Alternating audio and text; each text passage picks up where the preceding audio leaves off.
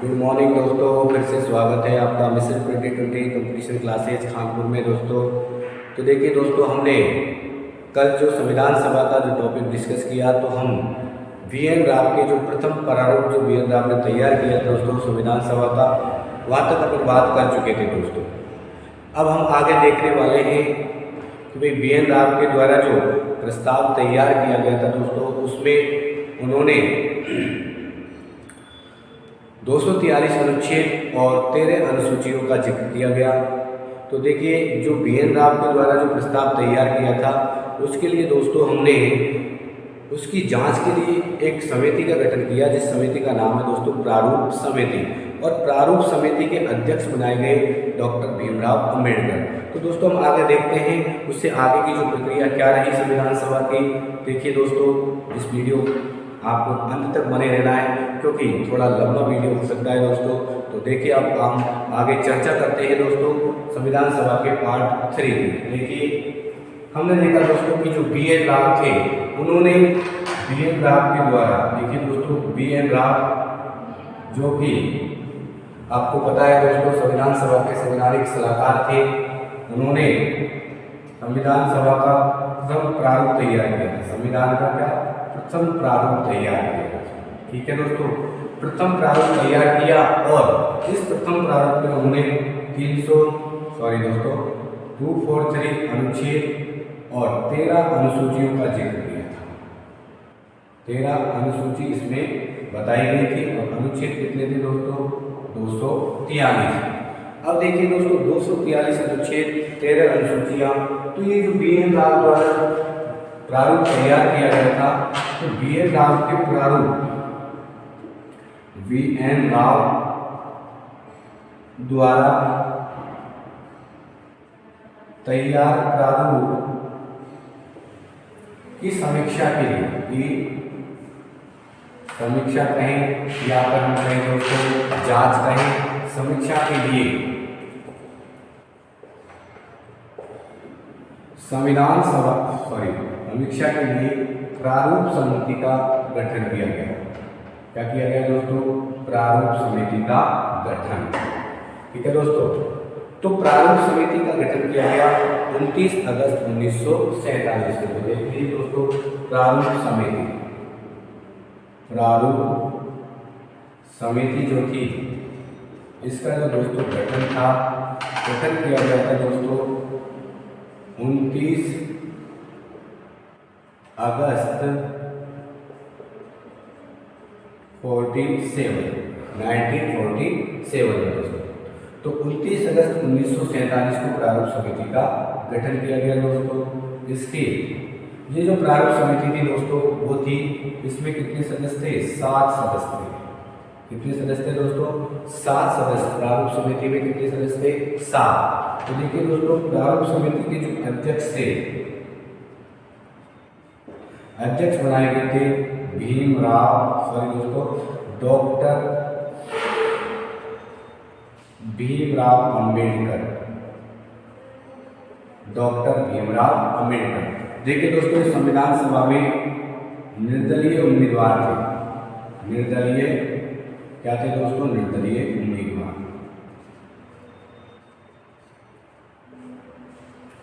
अब देखिए, संविधान सभा में इनका जो निर्वाचन हुआ था दोस्तों, बंगाल प्रेसिडेंसी से हुआ था। परंतु देखिए दोस्तों, 1947 में भारत विभाजन के पश्चात जो बंगाल था, वो पूर्वी पाकिस्तान में चले जाने के कारण इनको फिर से पूना प्रेसिडेंसी से डॉक्टर जयकर का पद खाली करा करके पूना प्रेसिडेंसी से भारतीय संविधान सभा का सदस्य बनाया गया दोस्तों, ठीक है दोस्तों। तो आगे हम बात करते हैं, ये जो भीमराव अंबेडकर के बाद जो अन्य सदस्य थे, उनका नाम है दोस्तों के.एम. मुंशी। क्या नाम है दोस्तों? के.एम. मुंशी, जो कि उस समय कांग्रेस पार्टी से चुने गए थे। किससे चुने गए थे दोस्तों? कांग्रेस से। किससे चुने गए थे? कांग्रेस से। कांग्रेस से इनका निर्वाचन हुआ के.एम. मुंशी का। उसके बाद हम तीसरे सदस्य की बात करें तो एक व्यक्ति थे जिनका नाम था मोहम्मद सादुल्ला। क्या नाम था दोस्तों? मोहम्मद सादुल्ला। चौथे व्यक्ति की हम बात करें तो उनका नाम था दोस्तों अल्लादी कृष्णा स्वामी अय्यर, कृष्णा स्वामी अय्यर दोस्तों। उसके बाद हम 5वें सदस्य की बात करें दोस्तों, तो 5वें सदस्य हमारे एन गोपाल स्वामी आयंगर। छठे व्यक्ति जो थे वो थे दोस्तों डीपी खेतान, और सातवें व्यक्ति का नाम था दोस्तों BL मित्तल। तो इस प्रकार से जो संविधान सभा थी दोस्तों वो 7 सदस्य थी। भीमराव अम्बेडकर इसके अध्यक्ष बनाए गए, के मुंशी, मोहम्मद सादुल्ला, अल्लादी कृष्ण स्वामी अय्यर, गोपाल स्वामी अयंगर, डीपी खेतान, BL मित्तल।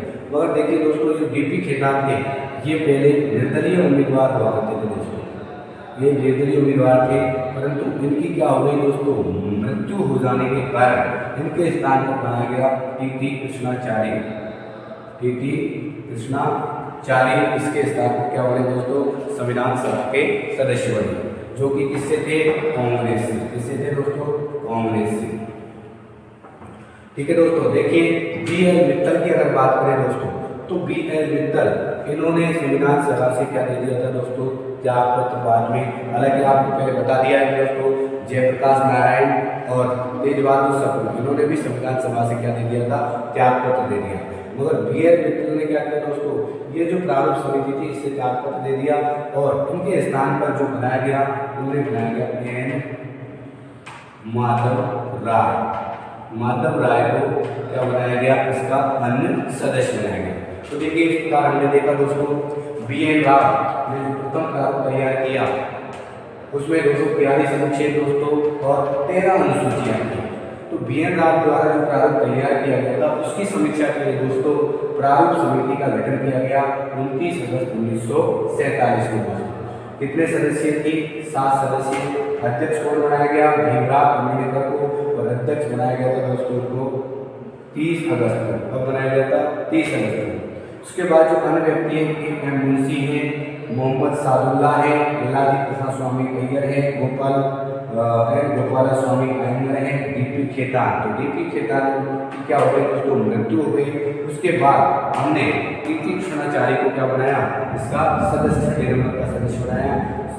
अगले जो व्यक्ति थे लास्ट, उनका नाम था BL मित्तल। इन्होंने दोस्तों त्याग पत्र दे दिया, इसके कारण इनकी जगह पर बनाया गया N माधव राय को प्रारूप समिति का अध्यक्ष। अब दोस्तों हम इसके आगे बात करते हैं। तो देखिए इसके आगे अगर हम बात करें तो ये जो प्रारूप समिति थी इसने अपनी रिपोर्ट कब सौंपी, 21 फरवरी 1948 को। कब सौंपी दोस्तों, 21 फरवरी 1948 को संविधान सभा को सौंपी थी। तो प्रारूप समिति ने दोस्तों, आगे देखते हैं दोस्तों, जो प्रारूप समिति थी, प्रारूप समिति, इस प्रारूप समिति ने जो रिपोर्ट थी, रिपोर्ट दोस्तों 21 फरवरी 1948 को, तब दोस्तों 21 फरवरी 1948 को संविधान सभा को सौंपी। संविधान सभा को सौंपी दोस्तों। अब देखिए दोस्तों, जो प्रारूप समिति के द्वारा जो संविधान का जो प्रारूप तैयार किया गया उसमें कुल टोटल प्रारूप समिति के प्रारूप में संविधान में कितने अनुच्छेद रखे गए दोस्तों, कुल टोटल इन्होंने अनुच्छेदों की संख्या कर दी दोस्तों। दूसरी बार जो दूसरा संविधान का प्रारूप तैयार किया अम्बेडकर या प्रारूप समिति ने, उसमें 315 अनुच्छेद दोस्तों, 315 अनुच्छेद और 8 अनुसूची थी।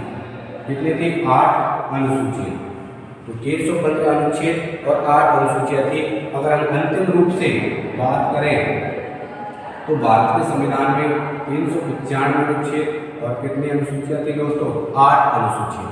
तो दोस्तों हमने प्रारूप समिति का जिक्र कर लिया। अब आगे देखिए दोस्तों, बहुत सारे एग्जामों में जो संविधान सभा ने बहुत सारी समितियों का गठन किया, कुल मिला के 22 समितियों का गठन किया गया दोस्तों। तो उनके संबंध में कुछ मुख्य जो समितियां हैं वहाँ से भी प्रश्न पूछे जाते हैं दोस्तों। जैसे कि अभी जो 2021 का RS का एग्जाम हुआ था दोस्तों प्री का, उसमें संघीय संविधान समिति, संघीय प्रांतीय समिति, संघीय शक्ति समिति, इस प्रकार की जो समितियाँ थी इनके अध्यक्षों से संबंधित बहुत सारे प्रश्न RS के एग्जाम में पूछे गए थे दोस्तों। तो हम इन समितियों के बारे में भी आपके सामने थोड़ी चर्चा कर लेते हैं दोस्तों। देखिए अन्य जो समितियां थी, कुल अगर हम बात करें संविधान सभा में कुल समितियों की संख्या दोस्तों कितनी थी? कुल समितियां थी दोस्तों संविधान सभा में 22, जिनमें से दोस्तों 8 तो छोटी थी और 8 बड़ी समितियां थी दोस्तों और 14 छोटी समितियां थी। तो वो कौन कौन सी समितियां हैं उसके बारे में हम जिक्र कर लेते हैं दोस्तों। तो देखिए दोस्तों अगर हम बात करें तो एक तो थी दोस्तों संघीय, दोस्तों क्या थी? एक तो थी दोस्तों संघीय संविधान समिति, एक थी दोस्तों संघीय संविधान समिति, एक थी दोस्तों संघीय शक्ति समिति, संघीय शक्ति समिति, एक थी दोस्तों भारत के राज्यों के लिए एक समिति बनाई गई थी, भारतीय राज्यों के लिए समिति। तो इन तीनों समितियों के अगर अध्यक्ष की बात करें दोस्तों, तो इन तीनों समितियों के जो अध्यक्ष थे वो थे दोस्तों पंडित जवाहरलाल नेहरू। तो ये तीनों समितियों के अध्यक्ष कौन थे दोस्तों? अध्यक्ष की बात करें तो अध्यक्ष थे दोस्तों JL नेहरू जी। ठीक है दोस्तों। कौन कौन सी समितियां? संघीय संविधान समिति, संघीय शक्ति समिति और भारत के राज्यों के लिए समिति। इनके अध्यक्ष कौन थे? डॉक्टर दोस्तों जवाहरलाल नेहरू जी। आगे हम बात करते हैं दोस्तों, एक समिति थी प्रांतीय संविधान समिति, एक समिति दोस्तों मौलिक अधिकार व अल्पसंख्यक, एक समिति कौन सी थी दोस्तों? मौलिक अधिकार व अल्पसंख्यकों की समिति, और एक समिति थी दोस्तों अनुसूचित जाति, अनुसूचित जाति व जनजाति से संबंधित समिति। दोस्तों अनुसूचित जाति व जनजाति से संबंधित समिति, और एक समिति की दोस्तों बाह्य व आंशिक बाह्य क्षेत्रों से संबंधित समिति, बाह्य व आंशिक रूप से जो बाह्य क्षेत्र थे बाह्य समिति। तो इन चारों समितियों के जो अध्यक्ष थे दोस्तों वो कौन थे? हमारे सरदार वल्लभ भाई पटेल, सरदार वल्लभ भाई पटेल। कौन थे दोस्तों? सरदार वल्लभ भाई पटेल। तो देखिए दोस्तों संघीय संविधान समिति, संघीय शक्ति समिति और भारत के राज्यों के लिए समिति गठित की गई थी, उनके अध्यक्ष जवाहरलाल नेहरू जी। उसके बाद अगर बात करें प्रांतीय संविधान समिति या मौलिक अधिकारों के संबंध में समिति बनी थी, एक अल्पसंख्यक अधिकार अल्पसंख्यक जो लोग थे उनके संबंध में समिति बनी थी, एक अनुसूचित जाति और जनजाति के लिए भी समिति बनी थी, एक बाह्य व आंशिक बाह्य जो क्षेत्र थे उनके लिए भी एक समिति का गठन किया गया था। उनके अध्यक्ष थे दोस्तों सरदार वल्लभ भाई पटेल। आगे भी कुछ उप समितियां दोस्तों बनी है, जिस प्रकार मैं आपसे बात करूं कि मूल अधिकारों की भी उप समिति बनी है। तो मूल अधिकारों की जो उप समिति थी दोस्तों, मूल अधिकारों के लिए जो उप समिति बनाई गई थी उसके अध्यक्ष थे दोस्तों JB कृपलानी। मूल अधिकारों के लिए जो उप समिति बनाई गई थी दोस्तों उसके अध्यक्ष कौन थे? JB कृपलानी। देखिए मूल अधिकारों की उप समिति, तो इसके अध्यक्ष कौन थे दोस्तों? JB कृपलानी। ठीक है दोस्तों। उसके बाद हम बात करें अल्पसंख्यकों के लिए उप समिति बनी, अल्पसंख्यकों के लिए भी उप समिति बनी थी। तो अल्पसंख्यकों के लिए उप समिति बनी थी दोस्तों, इसके जो अध्यक्ष थे SC मुखर्जी। तो थे दोस्तों SC मुखर्जी। अल्पसंख्यकों के लिए जो समिति बनी दोस्तों उसके जो अध्यक्ष थे वो कौन थे दोस्तों? HC मुखर्जी। और देखिए अनुसूचित जाति और अनुसूचित जनजाति जो क्षेत्र थे उनके लिए भी दोस्तों समिति का गठन किया गया, उप समिति का गठन किया गया। तो उनके जो अध्यक्ष थे दोस्तों अनुसूचित जाति और जनजाति जो समितियां थी उनके अध्यक्ष की अगर बात करें दोस्तों, तो उनके अध्यक्ष थे दोस्तों गोपीनाथ बारदोलाई। कौन थे दोस्तों? गोपीनाथ बारदोलाई। इसी प्रकार अगर हम बात करें जो बाह्य और आंशिक बाह्य जो क्षेत्र थे उनके लिए भी एक उप समिति का गठन किया गया दोस्तों। तो उनके अध्यक्ष बनाया गया था दोस्तों एवी ठक्कर को। फिर दोबारा से दोहरा देता हूँ दोस्तों, एक तो दोस्तों समिति बनी थी उप समिति मौलिक अधिकारों के संबंध में जिनके अध्यक्ष है जेबी कृपलानी, और एक उप समिति अल्पसंख्यकों के हितों के लिए बनी थी, तो उसके अध्यक्ष थे दोस्तों कौन? एससी मुखर्जी। और एक एससी जो समुदाय का जो क्षेत्र था उसके लिए जो उप समिति बनी थी दोस्तों, उसके जो अध्यक्ष थे दोस्तों वो थे गोपीनाथ बारदोलाई। और अगली अगर हम बात करें जो बाह्य एवं आंशिक बाह्य क्षेत्र थे भारत के, उनके लिए भी एक उप समिति का गठन किया गया। तो उनके अध्यक्ष दोस्तों कौन थे? एवी ठक्कर। आगे हम देखिए, एक तो संचालन समिति और एक दोस्तों संचालन समिति और एक समिति थी दोस्तों प्रक्रिया नियम समिति। संचालन समिति और प्रक्रिया नियम समिति, तो उनके अध्यक्ष बनाए गए थे डॉक्टर राजेंद्र प्रसाद। और अगर हम सबसे बाद में बात करते हैं कार्य संचालन समिति की, तो कार्य संचालन समिति के अध्यक्ष बने थे दोस्तों KM मुंशी। तो देख लीजिए दोस्तों, एक तो मुख्य रूप से संचालन व प्रक्रिया नियम समिति की बात करें, इसके अध्यक्ष थे डॉक्टर राजेंद्र प्रसाद। कौन थे दोस्तों? डॉक्टर राजेंद्र प्रसाद। कौन थे? डॉक्टर राजेंद्र प्रसाद। इसके बाद कार्य संचालन जो समिति थी, कौन सी दोस्तों? कार्य संचालन जो समिति थी उसके अध्यक्ष थे KM मुंशी। अब दोस्तों एक समिति और आती है जैसे संविधान सभा में झंडा समिति के अध्यक्ष। तो संविधान सभा में जो झंडा समिति थी इसके अध्यक्ष थे डॉक्टर राजेंद्र प्रसाद। कौन थे दोस्तों? डॉक्टर राजेंद्र प्रसाद। कौन थे? डॉक्टर राजेंद्र प्रसाद। तो इस प्रकार से दोस्तों हमने ये सारी जो समितियां थी कुछ महत्वपूर्ण मुद्दा आपके सामने जिक्र किया, और मैं आशा करता हूँ कि आपके ये सारी चीज़ें समझ में आई होगी दोस्तों। फिर देखिए दोस्तों आगे हम चलते हैं। देखो कि मार्च अगर 1947 की बात करें दोस्तों, तो मार्च 1947 में दोस्तों अंतिम वायसराय यानी ब्रिटिश भारत के अंतिम वायसराय के रूप में कौन आए?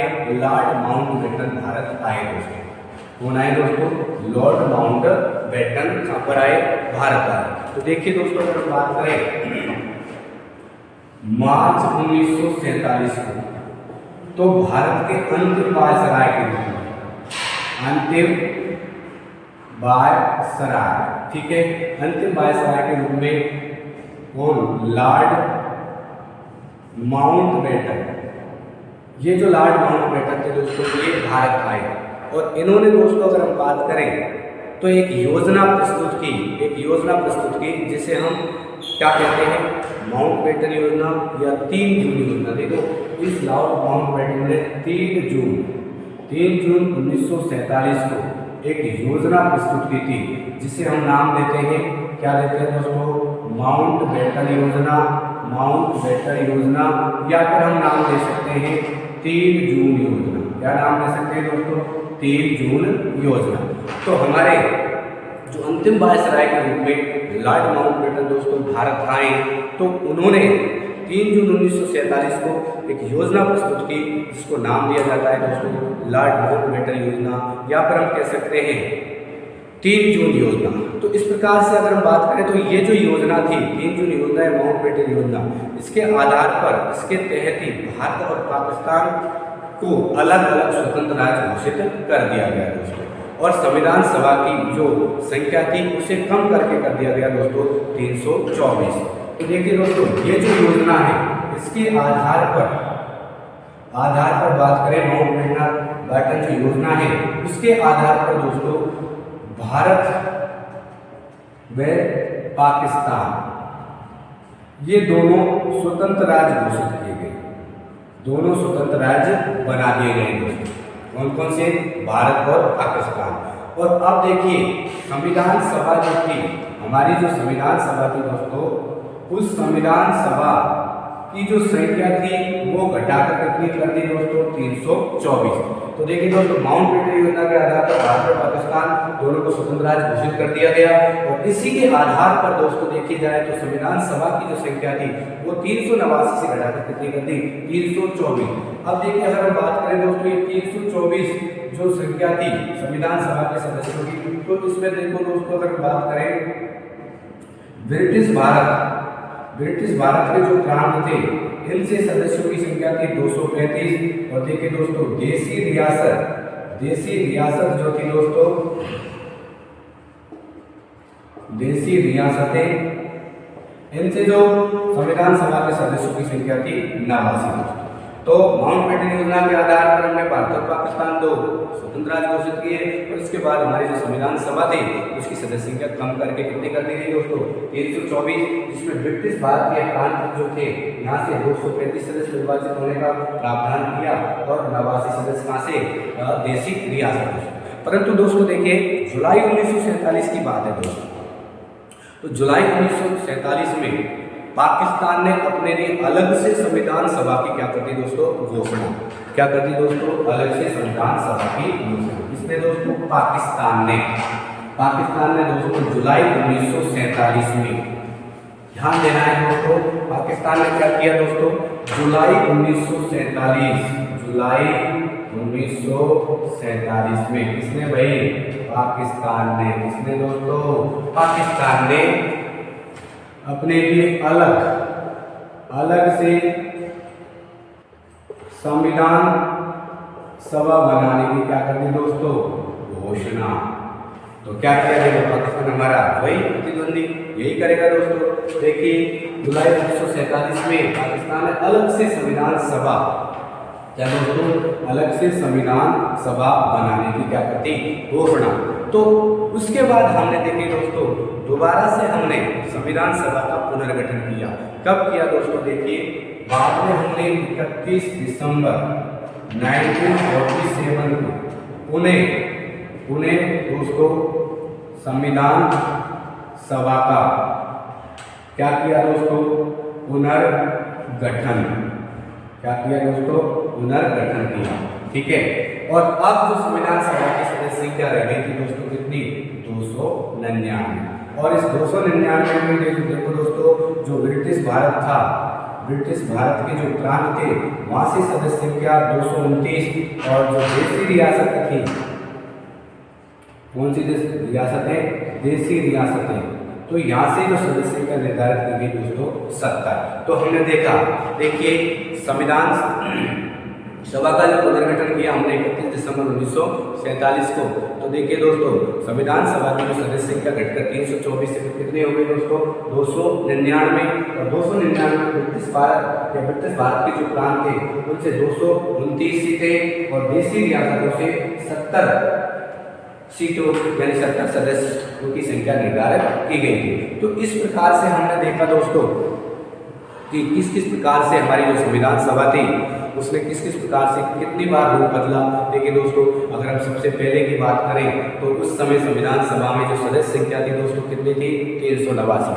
उसके बाद कितनी हो गई दोस्तों, जब स्वतंत्र राज्य बने भारत और पाकिस्तान, इसके आधार पर 3 जून योजना के आधार पर, तो उस समय सदस्य संख्या कितनी निर्धारित कर गई दोस्तों, 324, जिसमें ब्रिटिश भारत के जो प्रांत थे वहाँ से 235 सदस्य और देसी रियासतों से दोस्तों 89 सदस्य। उसी प्रकार दोस्तों उसके बाद अगर हम देखें कि भाई जुलाई 1947 में पाकिस्तान ने क्या कहा कि नहीं भाई हम तो हमारे लिए क्या बनाएंगे, अलग से संविधान सभा का निर्माण करेंगे। तो उसके बाद हमें दोबारा से 31 दिसंबर 1947 को संविधान सभा का पुनर्गठन करना पड़ा।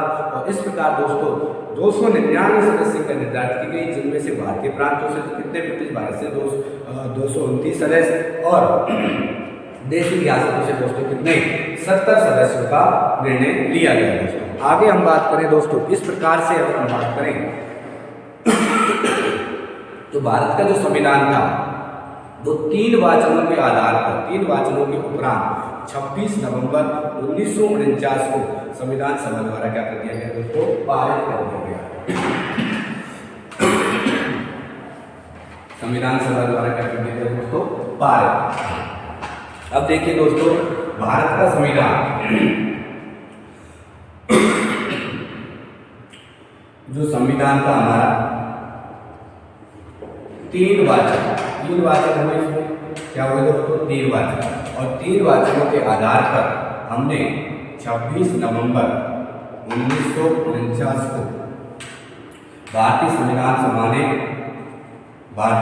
सभा ने संविधान को पारित कर दिया। कुछ दिन दोस्तों 26 नवंबर 1949 को ही हमारा जो संविधान था आत्मार्पित, अंगीकृत और अधिनियमित किया गया था। दोस्तों मैं आपको ये बता देता हूँ दोस्तों कि देखिए जो संविधान सभा में सभी जितने भी मुद्दे थे सभी पर धारावार विचार हुआ, मगर दोस्तों एक बात ध्यान रखना, एकमात्र ऐसा प्रस्ताव जिस पर किसी भी प्रकार की बहसबाजी संविधान में नहीं हुई वो बिना किसी अवरोध के पारित हो गया, और वो था दोस्तों वयस्क मताधिकार। ये जो वयस्क मताधिकार वाला जो मुद्दा था इस पर किसी भी प्रकार का विरोध संविधान सभा में नहीं जताया गया और इसे आसानी से पारित कर दिया गया। इसमें किसी प्रकार का विरोध हमारे साथ संविधान निर्माताओं को देखना नहीं पड़ा दोस्तों। तो जो तीन वाचन थे दोस्तों उनकी तारीखें कई बार आपके प्रोफेसर एग्जाम में पूछ दी जाती है कि तीन वाचन कब से कब तक हुए, तो मैं बता देता हूँ दोस्तों आपको। प्रथम वाचन की बात करें संविधान के प्रथम वाचन तो दोस्तों ये हुआ है 4 नवंबर 1948 से 9 नवंबर 1948। तो इसमें दोस्तों धारावार विचार हुआ, प्रमुख बिंदुओं को धारावार विचार प्रदान किया। उसके बाद हम दोस्तों बात करें द्वितीय वाचन की बात करते हैं तो दोस्तों ये हुआ है 15 नवंबर 1948 से दोस्तों 17 अक्टूबर 1949 तक। तृतीय वाचन की बात करें दोस्तों,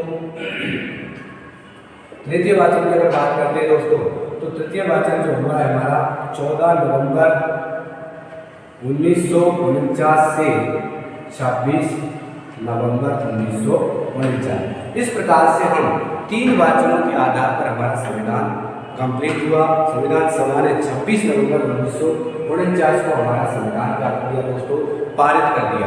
अब दोस्तों मैं आप एक चीज आपको बता देना चाहता हूँ, 26 नवंबर 1949 को ही दोस्तों हमारा जो संविधान था वो आंशिक रूप से लागू हो गया था। क्या हो गया था दोस्तों, आंशिक रूप से लागू। तो कैसे दोस्तों, देखिए दोस्तों 26 नवंबर 1949 जब हमारा भारतीय संविधान 2 वर्ष 18 दिन के बाद बनकर के तैयार हुआ।